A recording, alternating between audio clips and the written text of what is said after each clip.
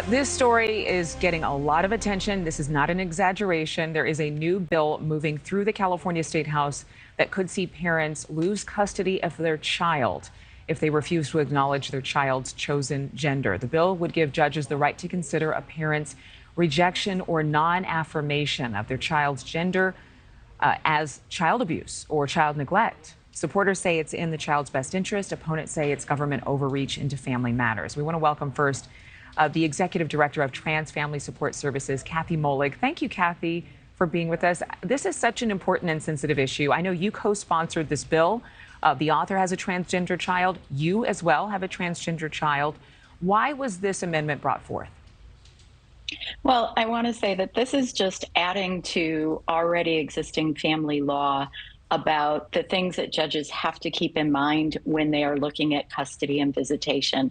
Very much like looking at if there's drug or alcohol abuse, has there been a history of physical violence in the home with this parent? That it's just adding that as a consideration. It does not deem it abuse. Okay, well, that's good to have that clarity. Obviously, there are a lot of people who are not fans of or supporters of this, even though it hasn't been codified into law yet, because they're concerned. They're concerned that, you have a child who at age, say, 8 or 10 would say, I want to be a boy when they were born, or their gender at birth assigned was a girl. As they get older, they transform, they evolve. They don't necessarily want to be a boy anymore. It's not the case with about 0.6% of children in this country, like your own, like Ms. Wilson's, Assemblymember Wilson's. Has that been brought into the conversation at all? That there's a spectrum whereby which children evolve or change their thoughts about gender and identity? So everybody has this evolving and changing and maturity, right, that we go through. But when there is a child who is asserting their gender identity outside of their sex assigned at birth, that's something to not be taken lightly and to not push aside.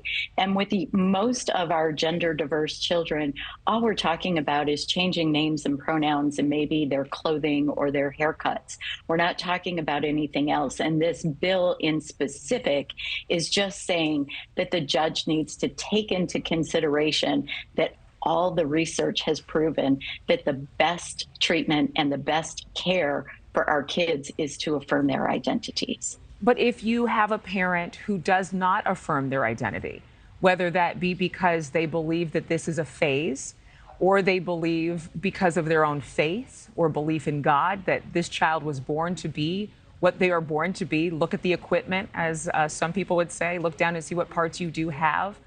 Why should this be something the state is involved in? The state is just giving recommendations to the judge as far as what needs to be considered in that piece of what's in the best interest of the child for their health and welfare. We know that for our gender diverse children, what's in their best interest is in affirming their identity. And so this just gives judges that piece to consider. Kathy, really quickly, before we get our next guest on, I have to ask you, did anybody bring up the fact that in the case of a divorce where there's child custody, that children often will say things to leverage between the two parents? I mean, it can be very volatile. So could there be the situation where a child would say something, even in terms of their gender identity, just to be able to stay with one parent or another?